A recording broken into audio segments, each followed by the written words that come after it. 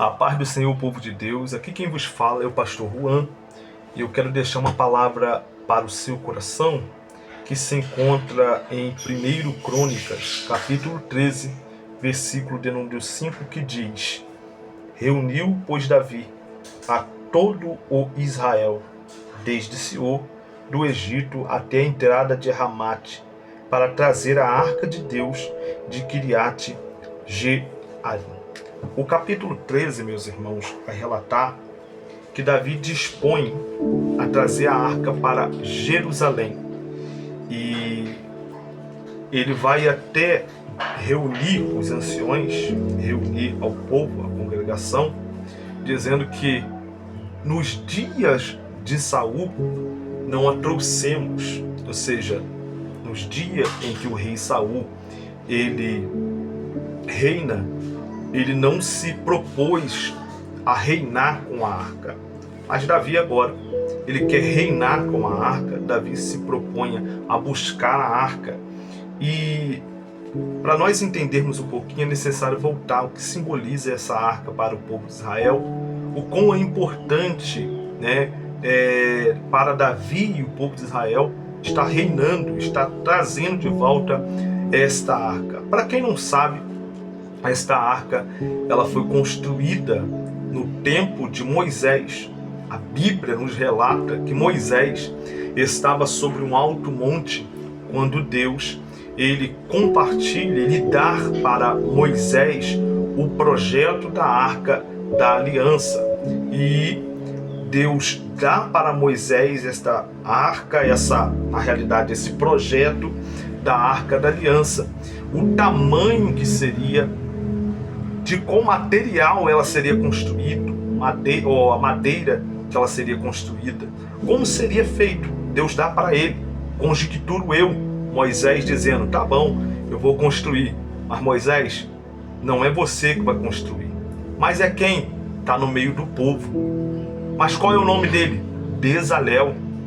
Ele sabe alguma coisa de como construir? É algum carpinteiro? Não. E como que ele vai construir? O meu espírito já encheu ele de sabedoria e entendimento.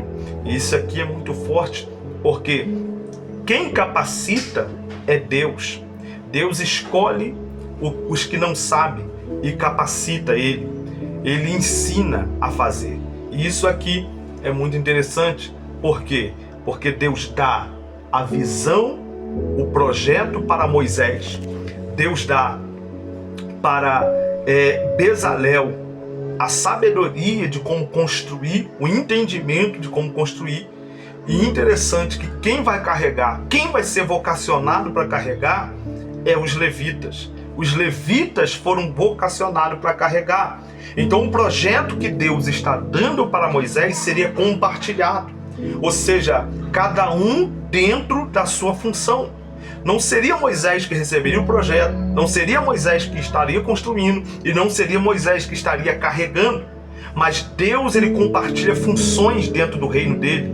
Deus ele está compartilhando as funções. Moisés recebe o projeto, Bezalel ele vai estar construindo esse projeto, e o projeto quem vai carregar são os levitas. Moisés tem a visão, Bezalel tem a sabedoria do Espírito Santo para construir, e os levitas foram vocacionados para isso. Eles vão estar se consagrando para estar carregando a arca no reino de Deus. É desse jeito, desta maneira. Deus ele compartilha funções. Deus ele chama, Deus ele escolhe. Deus ele dá funções para cada um. Deus chama uns para pastorear, outros para ensinar, outros para ser apóstolo, outros para evangelizar, outros para serviços de dentro da igreja, para limpar uma igreja. Deus chama cada um dentro da sua função, dentro daquela função, Deus vai usar ele. E isto é muito interessante, porque Deus dá o projeto para ele, chama Bezalel para estar construindo, e a Bíblia vai nos informar que Bezalel agora vai construir esta arca. Ele deu o tamanho, eu posso relatar aqui o tamanho, mas quando você vai pesquisar, varia muito.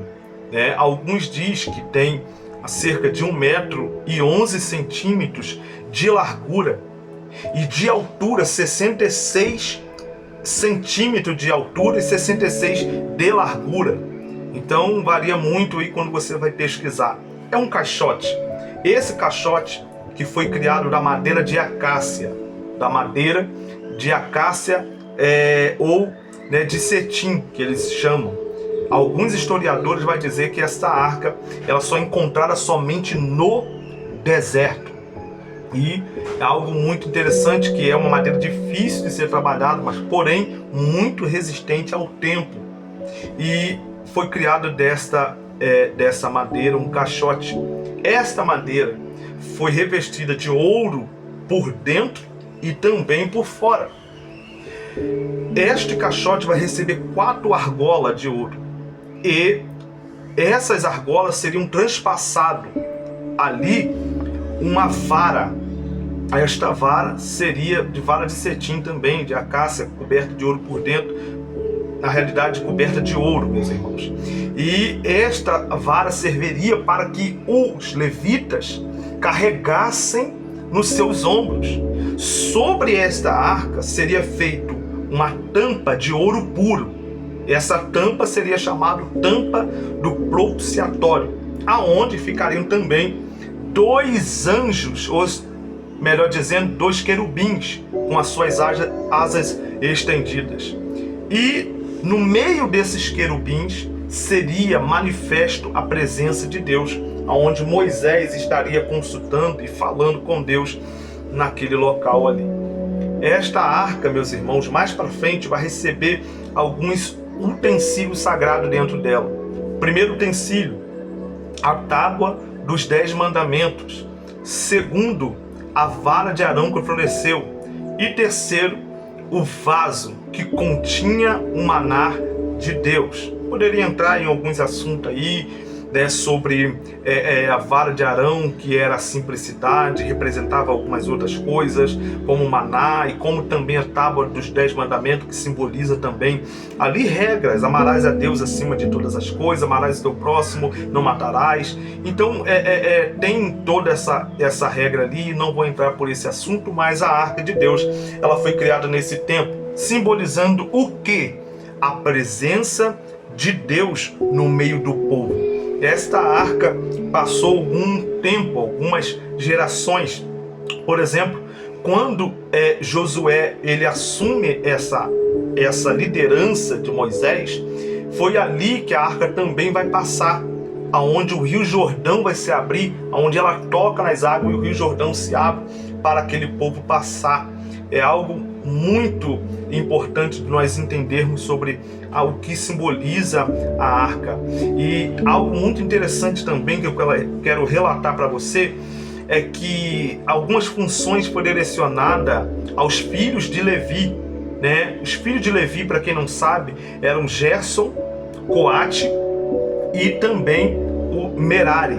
Esses 3 eram filhos, né, do levita, o Levi, na realidade. Gerson era chamado de Gersonitas, que era o povo dele, da geração dele. A descendência de Coate são chamados de coatitos, levitas, e também de Merari, os meraritas. Esses 2 irmãos, Gerson e Merari, eles foram designados a algumas funções de carregar a cortina, algumas coisas do tabernáculo, e eles carregariam em cima de bois, em cima de carruagens, sabe? Mas uma função foi designada ao povo de Coate, ou seja, aos levitas coatitas. Qual seria a função? Carregar a arca. Carregar sobre os bois também? Não. Deus dá uma ordem. Eles vão carregar, porém não vão carregar em cima de bois. Eles vão carregar sobre os seus ombros. E isso aqui é muito interessante para a gente entendermos lá na frente quem seria vocacionado. Então, quem foi vocacionado a carregarem a arca, a presença de Deus, foi os coatitas. Os levitas foram vocacionados para isso. E passa-se o tempo, meus irmãos, não vou detalhar muito aqui, mas passa-se o tempo em 1 Samuel, em 2 Samuel, né? terceiro até 4, né? Samuel capítulo 4 ali vai relatar sobre isso, que nesse tempo quem estava ali era o sacerdote Eli, né? Ele era sacerdote, juiz e também profeta naquele tempo. Porém, a Bíblia vem nos informar que esse homem, sacerdote Eli, ele estava passando a mão, ele estava honrando mais os teus filhos do que a Deus. Os seus filhos se prostituíam na porta do templo, ele roubava de Deus, roubava do povo, e por mais que esse profeta, esse sacerdote ali, ele corrigia ali os teus filhos, eles não davam ouvido. Ele também não fazia nada, não fazia nada daquilo ali, a ponto de Deus usar um homem de Deus, dizendo o que ia acontecer com ele, o que ia acontecer com os filhos dele, o que ia acontecer com a geração dele. Deus levanta Samuel, filho de Ana, para essa função de ser sacerdote naquele tempo. A Bíblia diz no capítulo 4, né, que houve uma guerra. E para quem não sabe, nesse tempo aqui, a arca estava em Siló. E teve uma guerra. Quando houve uma guerra, a Bíblia diz, né, que 34 mil soldados, homens de Israel, desceram para a batalha. Para batalhar contra quem? Contra, né, os inimigos, os filisteus. E começaram a guerrear. Na primeira batalha que eles tiveram, a Bíblia diz que 4 mil homens foram mortos do povo de Israel. E nesse período, quando eles viram que eles estavam perdendo a guerra, a Bíblia diz que Ofni e Finéias, filho do sacerdote Eli, foram até Siló e pegaram a arca da aliança. E eles desceram com ela para o arraial. Quando a Bíblia nos fala, quando o povo de Israel viu, 30 mil homens viram a arca descer, para eles era o que? Jeová está descendo, Deus está descendo para guerrear conosco, Deus está descendo. E eles começaram a gritar tanto que a Bíblia diz que o arraial estremeceu, o arraial tremeu. E quando tremeu, os inimigos filisteus disseram, o Deus deles desceram o arraial. E é tão interessante, irmãos, que Ofni e Finéias, alguns sacerdote Eli, ele não tinha grande temor diante de Deus, mas o povo inimigo, mas os filisteus, eles tinham esse respeito. Eles disseram, esse Deus, ele desceu no Egito, esse Deus deles é poderoso. Ou seja, eles estavam vendo isso, eles estavam honrando esse Deus, mas porém eles disseram, vamos à batalha, vamos à guerra. E houve uma guerra ali naquele vale, ali naquele lugar, e o povo de Israel perde a guerra, irmãos. Eles perdem a guerra e também perdem a arca. Os filisteus que ganharam mataram 34 mil homens, irmãos. 34 mil homens ganharam e levaram também a arca de Deus para a terra deles, a terra dos filisteus. Apenas um da tribo de Benjamim sobrou. E ele vai dar a notícia, uma notícia má. Ele chega no meio da cidade, tá todo mundo esperando notícia. As mulheres que tinham seus esposos lá na guerra, queria notícia da guerra, queria notícia da arca. E ele chega dando a notícia, perdemos a guerra e também perdemos a arca.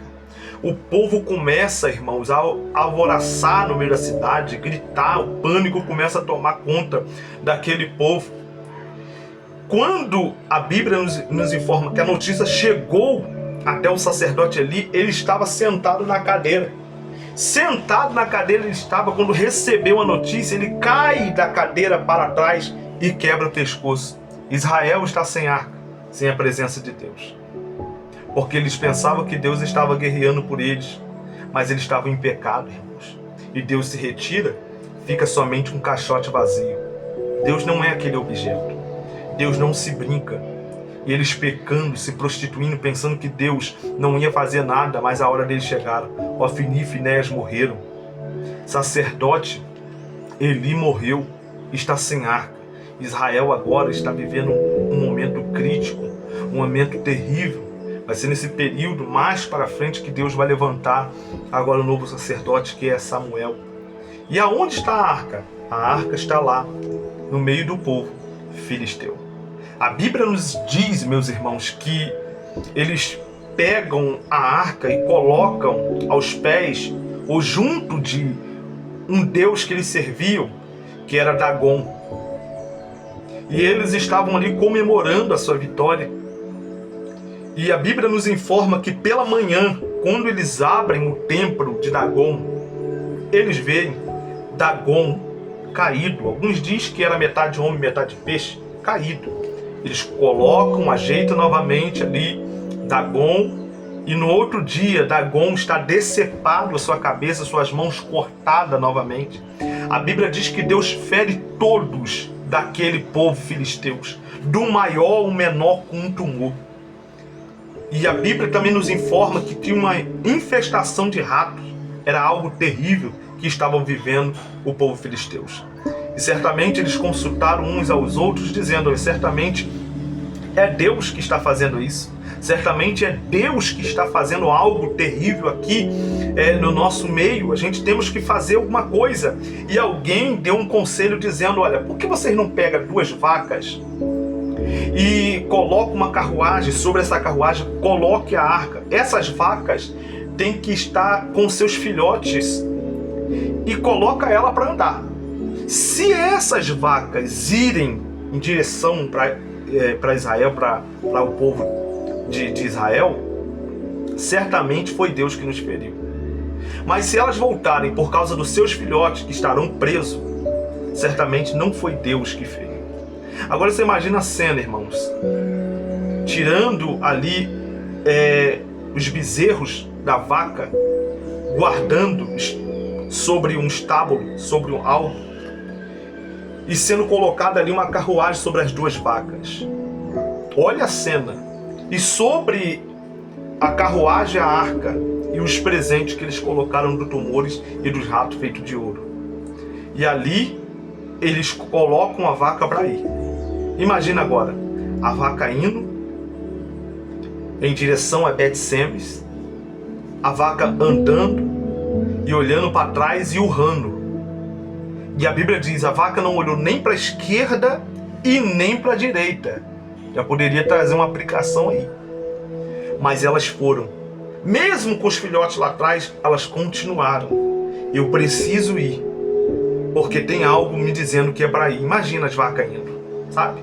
É Deus fazendo com que as vacas não voltem, para mostrar que quem está ferindo o povo filisteu era ele. E as vacas continuaram, até a Bíblia nos informar que ela para em Bet-Semes.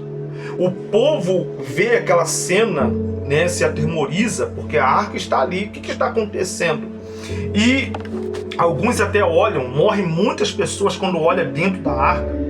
E de Bet-Semes foi para a casa de Abinadab. Olha só.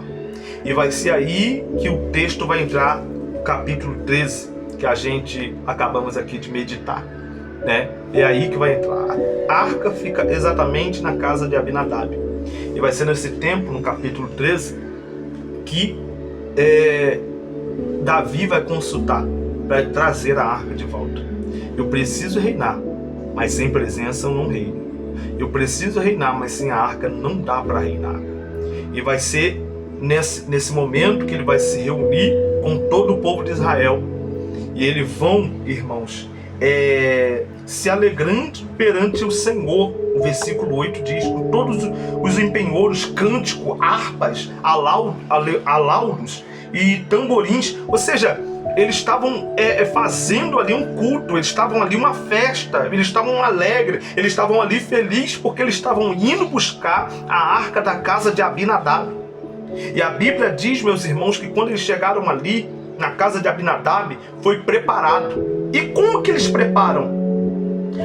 A Bíblia diz que Uzar e Aiô, eles vão preparar, meus irmãos, a arca para colocar em cima dos bois, em cima de uma carruagem que estava ali. E algo muito interessante aqui, que é a primeira viagem, a primeira tentativa que Davi ele vai fazer, ou seja, buscar a arca. E ele não consulta, meus irmãos, hora nenhuma o Senhor de como trazer. Eles vão alegre, feliz, tocando todos os instrumentos. E ali, quem que está preparando é Uzar e Aiô, que estão preparando a arca. Eles estão colocando ali os bois, estão preparando ali uma carruagem nova. Por quê? Na visão deles, a arca chegou em cima de bois. Vamos fazer a mesma coisa. Mas só que eles não consultaram o Senhor. O que eu disse lá atrás? Que quem foi vocacionado para carregar a arca eram os levitas e não bois. Sabe? Israel tem um jeito. Israel tem uma instrução de Deus de como carregar. Os filisteus não. Os filisteus carregam de qualquer jeito porque Deus não deu instrução para eles. Mas Israel entende, sabe que tem um jeito de carregar. Só os levitas carregam. Mas na visão, vamos deixar os levitas de lado. E vamos colocar bois. Porque na visão humana, irmãos, bois é mais forte. Tem carruagem. Uma carruagem nova. Vamos colocar eles para carregarem. Vamos colocar esses bois para carregar porque ele é bem mais forte. Vamos colocar os vocacionados de lado. E é isso que acontece, infelizmente, em muita igreja. Em muitas igrejas acontece exatamente isso. Os vocacionados são colocados de lado. Aqueles que foram vocacionados, às vezes, é colocado de canto. E eles escolhem quem? Quem é mais forte. Quem tem bagagem, quem tem carruagem. Quem sabe falar bem. Quem sabe pregar bem. Quem tem um dízimo mais alto. Eles escolhem esses. Aqueles que são vocacionados, deixa de lado. Vão colocar os mais fortes. Estamos aqui, está tudo bem. Estamos fazendo uma festa na visão de Davi. Estamos alegres. Estamos felizes. Tudo está ocorrendo, tudo bem. Está dando certo. E eles estão preparando ali a arca. Só que eles não consultaram o Senhor, irmãos. E esse é o problema. É de querer levar a presença de Deus, a arca de Deus, e não consultar o Senhor de como. Como levar a arca de Deus. Não vamos levar de qualquer jeito. Vamos fazer de qualquer maneira. Deus não está nem aí. Deus, né, não tem nada a ver. É a expressão que eles usam hoje. Não tem nada a ver. E eles vão carregar a arca de qualquer jeito. Os filisteus levaram desse jeito, não aconteceu nada. Vamos levar também. Irmãos, a igreja às vezes está copiando o mundo. Só porque o mundo tem um jeito de falar o nome de Deus, de como pensar sobre Deus, não significa que a gente tem que pensar do mesmo jeito, fazer o que eles fazem. E aí estão trazendo isto para dentro da igreja, pensando que a igreja de Cristo é qualquer uma. Pensando que a igreja de Cristo tem que copiar o mundo. Não é desse jeito, não é dessa maneira. Pastores, líderes, irmãos que traz os costumes do mundo para dentro da igreja, uma hora o acerto de conta virá. Deus, Ele já deu a estratégia. Deus, Ele já deu os mandamentos de como fazer, de como será o culto. Não precisamos copiar o mundo. Não precisamos copiar o mundo para trazer de lá de fora quem é que está lá. Não vamos atrair o mundo com algumas coisas que eles gostam. Vamos atrair o mundo com o carnaval gospel. Vamos atrair jovens do mundo e manter os jovens daqui copiando o mundo, mas fazendo diferente deles. O nosso será sagrado. Vamos fazer um arraiá gospel. Irmãos, o que está acontecendo? Deus já deu a instrução. Deus já falou de como que é o nosso culto. Não devemos mudar nossa maneira, o nosso jeito de culto, de como trazer a arca, de como levar a arca. Só porque o mundo faz, a gente tem que fazer. Só porque os filisteus fizeram, vamos fazer junto. Os filisteus colocaram a arca sobre os carros de bois. Vamos colocar juntos. Não podemos fazer desse jeito, meus irmãos. Não podemos fazer. Consulta o Senhor, não copia os filisteus. Faz o que o Senhor manda, não copia o mundo. E eles ali fizeram. Colocaram sobre os carros de bois. Está acontecendo uma festa. Instrumentos estão tocando. Quem sabe pessoas estão cantando e se alegrando. Mas é no meio do caminho que vai acontecer algo. Pensando que Deus estava se agradando, Eles estavam felizes, eles estavam alegres. E Deus?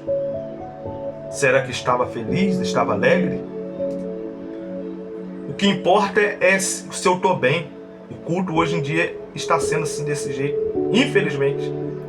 Se eu estou bem no culto, se eu estou feliz e alegre, mas não consultamos o Senhor para ver se Ele está se alegrando da forma que a gente estamos vivendo. E eles carregaram cânticos, instrumentos de um lado e do outro, uma alegria, quem sabe danças ali, acredito eu, mas um lugar chamado Eira de Nacon, ou de Kidom. Os bois, aqueles que eram fortes, aqueles que tinham carruagem e bagagem, começam agora a tropeçar. Começa agora a deslizar para um lado e para o outro, tropeçando. Os bois começaram a tropeçar, porque não era para eles carregarem arca. Quem era? Os levitas. Os levitas carregavam uma arca, marchando. E eles começaram a tropeçar. Uma hora os bois começam a tropeçar. E aí que as coisas começaram a ficar estranhas. Começaram a ficar difíceis, porque estava tendo uma festa. Mas os bois começam a tropeçar. Os bois começarão a tropeçar, meus irmãos. Em alguns ministérios, em algumas igrejas, eu vou dizer, está acontecendo festa. Quem olha de fora está tudo bem. Mas lá na frente, os bois vão começar a tropeçar. Os bois vão começar a tropeçar, porque eles não foram vocacionados, meus irmãos, para levarem a arca. Lembra que eu disse, que eu falei, que cada um foi vocacionado para fazer algo dentro da igreja, dentro do ministério? E às vezes tem pessoas que não fazem algo que não foi chamado para fazer. Esses tropeçam. Não consulta o Senhor. Eles começaram a tropeçar os bois, de um lado para o outro. E Uzá, a Bíblia diz que Uzá olhou e viu que a arca estava caindo. Irmãos, isso é muito sério. Uzá significa força do braço. Você imagina agora ele estendendo, a Bíblia diz que ele estendeu, irmãos, o braço, as suas mãos, e tentou colocar a mão, colocando a mão sobre a arca para ajudar, tentar ajudar a presença de Deus. Você imagina só se ele socorre ali, se ele consegue salvar aquela arca de cair. Quem seria vocacionado? Quem seria avacionado, perdão, irmão, avacionado seria Uzá. Uzá é o cara, o homem que carrega a presença, o homem que segura a presença, o homem que segura a arca. Seria aplaudidos, sabe? Passionado naquele momento de festa. O homem que salvou. E lá na frente a Bíblia diz que a arca até representava Deus, porque Davi queria fazer uma casa para Deus, né? E Deus, a arca, na realidade, uma casa para a arca. E Deus falou assim: olha, eu não passei de tenda, não faça uma casa. Ele vai dizer essas informações lá na frente, né? Simbolizando que ele simbolizava ali a arca de Deus. E é algo muito complicado, porque quando ele toca na arca, Uzá toca na arca, meus irmãos, Deus abre uma ruptura no peito de Uzá. Uzá morre, cai na hora. Onde havia culto, onde havia festa, vira luto, vira um velório. Davi olhando, meus irmãos, aquela cena parou, os instrumentos parou, as danças parou, tudo parou, porque houve um luto. Capítulo 13, versículo 8. Quando Davi vê essa cena, Davi fala: Davi e todo Israel se alegravam-se perante Deus com todo o seu empenhor, cânticos, com harpas. O verso 8, quando estava tudo alegre. Aí no verso 12 diz: temeu Davi a Deus naquele dia e disse: como trarei a mim a arca de Deus? Davi teve um temor dentro dele e se perguntou: como trarei a mim a arca de Deus? Pegaram a arca e colocaram na casa de Obed-Edom. Você imagina só a cena. um luto, um velório, onde havia festa. A arca é depositada e colocada na casa de Obed-Edom. E a Bíblia nos informa, se eu não me engano, foram 3 meses, que Deus começou a abençoar tudo que Obed-Edom tinha. A casa de Obed-Edom estava sendo abençoada. Primeira tentativa de Davi foi frustrante. Agora, na segunda tentativa, alguém chega e fala assim, ó, Deus está abençoando tudo na casa de Obed-Edom. Davi agora ele vai começar a fazer o certo, consultar o Senhor. Capítulo 15 diz: fez também Davi casa para si mesmo na cidade de Davi, preparou um lugar para a arca de Deus e lhe armou uma tenda. Primeiro ponto que Davi entende é: eu tenho que ter um lugar para a arca, eu tenho que ter um lugar para a presença. Por que Deus está abençoando a casa de Obed-Edom? Porque ele tinha um lugar para a presença, para a arca. Davi, na primeira viagem, ele não prepara nada disso. Ele não preparou um lugar, meu irmão, para a arca. Ou seja, como que você, meu irmão, vai buscar a Deus, vai buscar a presença de Deus se dentro da tua casa não existe um espaço para Ele, não existe um lugar para Ele? Existe um lugar para tudo. Existe um lugar para as redes sociais. Existe um lugar para as suas amizades. Existe um lugar para a sua família. Existe um lugar para o seu emprego. Mas não existe um lugar para a arca. Não existe um lugar para a presença. Não existe um lugar para Deus. Como você quer que Deus vai com você para a sua casa se não tem um lugar para Ele? Davi está entendendo isso. A primeira viagem, a primeira ida para buscar a presença, Deus não veio, talvez porque eu não tinha um lugar para Ele. Mas agora eu estou preparando. Agora eu estou preparando. E isso aqui, irmãos, é entender, é se humilhar diante de Deus e falar: Deus, de fato, eu estou andando desse jeito, dessa maneira, não tem lugar, mas agora vai mudar. Agora eu vou consultar o Senhor. Eu não vou buscar mais a presença de Deus de qualquer jeito, vou consultar o Senhor. Por que Deus está abençoando a casa de Obed-Edom? Porque lá tinha um espaço para ele. Lá tinha um espaço para a arca de Deus. E Deus começa a abençoar tudo. A casa de Obed-Edom vira um lugar santíssimo, onde Deus está, onde Deus começa a prosperar, onde Deus começa a fazer fluir todas as coisas, porque a casa, meu irmão, que tem um lugar para Deus, destrava tudo. Deus abençoa, Deus faz prosperar, Deus abre a porta, Deus faz multiplicar, Deus não deixa faltar o pão.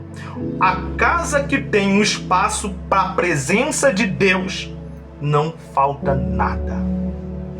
Como que podemos olhar, meu irmão, e falar: olha, minha casa não vai faltar nada se não tem a presença de Deus?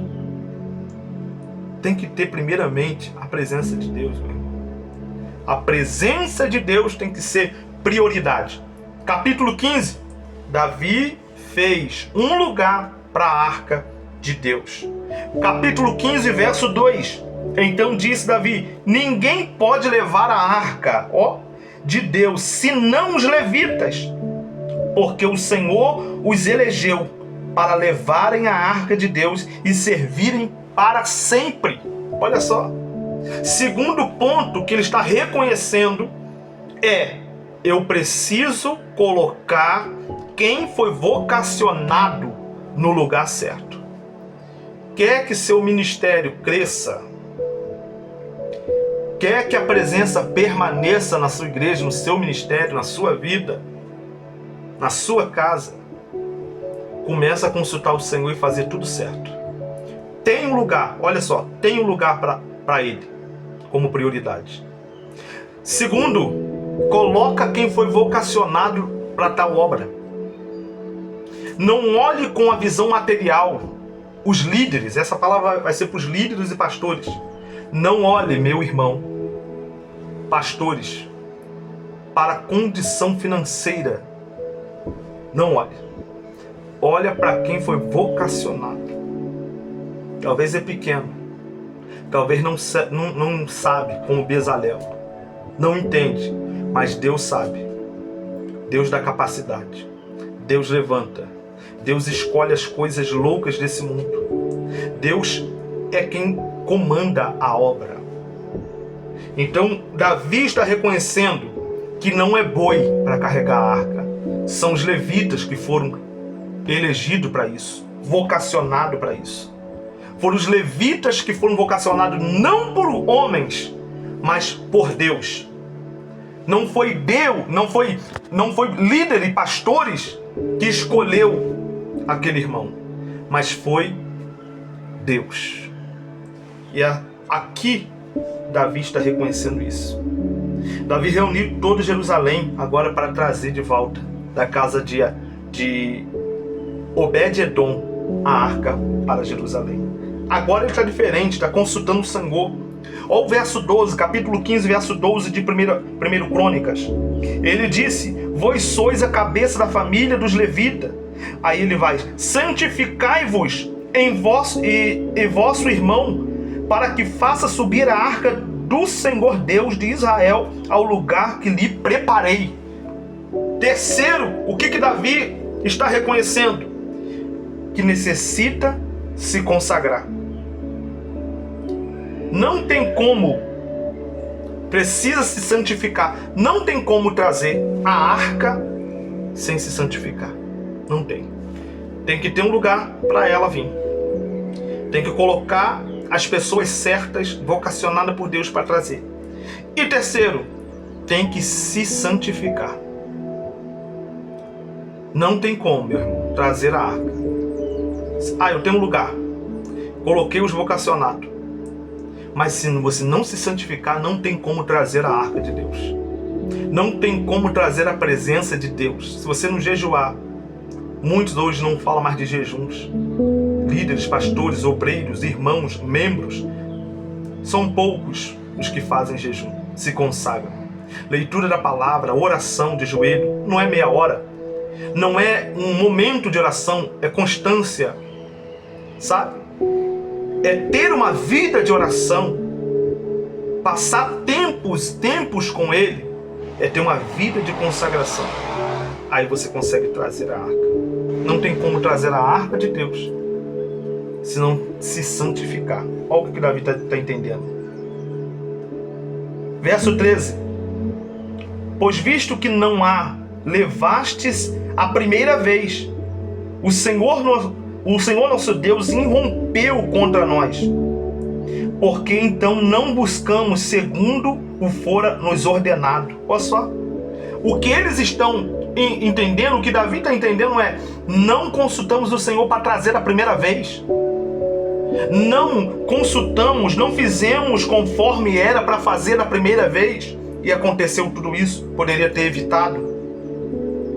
Verso 14. Santificaram-se, pois, os sacerdotes, olha, os levitas, para fazerem subir a arca do Senhor Deus de Israel. Esta palavra é para você. Necessitamos, meus irmãos, de consultar o Senhor, de como trazer a arca de Deus. Muitos estão buscando a presença de Deus de qualquer jeito. Não consultam o Senhor de como fazer, de como caminhar. Não oram. E às vezes acontecem muitas coisas. Talvez eu estou falando para você, meu irmão, que às vezes a porta está fechada, as coisas estão difíceis. Você não está entendendo por quê. Está tudo amarrado, tudo preso. Começa a colocar em prática essa palavra. Prepara um lugarzinho para Ele, dentro da sua casa, no seu coração, na sua vida. Começa a se consagrar. Começa a colocar as pessoas certas no seu caminho, na sua vida. Até amizade, sabia? Começa a se consagrar. A presença de Deus vai entrar dentro da sua vida, no seu lar. E vai mudar, vai destravar, vai abrir a porta, vai desatar. aquilo que está preso, Deus vai começar a fazer a obra. Então fique com essa palavra no seu coração, meu irmão. Precisamos consultar o Senhor de como fazer, de como levar, de como trazer na realidade a presença de Deus para a nossa vida, para dentro da nossa casa. Hoje as pessoas estão querendo trazer de qualquer jeito, de qualquer maneira, e não é desse jeito. Não tem nada a ver, é a palavra, a expressão que eles usam, não tem nada a ver. Você não é todo mundo. Deus te chamou para uma obra. Deus te chamou para um ministério. E você não se posicionou diante dele. Se prepara, começa a se preparar, porque Deus quer te levantar como Davi. Davi disse que nos dias de Saul não buscou. A primeira tentativa de Davi foi frustrante, mas ele tentou. Mas na segunda, para dar certo. Quem sabe você tentou da primeira vez, deu errado. Mas a segunda vai dar certo, em nome de Jesus. Em nome de Jesus vai dar certo. Então, fique com essa palavra no seu coração, né? Que Deus vos abençoe. Não repare aí o erro de português, a gagueira talvez, né? Mas eis é uma palavra de Deus para o seu coração. É uma palavra muito séria, muito importante para essa geração que estamos vivendo. Consulte o Senhor, busca o Senhor, busca a presença dEle, coloque a presença dEle como prioridade na sua vida e tudo irá bem na sua vida. Tudo irá bem na sua casa. Deus vos abençoe. Fique com essa palavra ao seu coração, em nome de Jesus.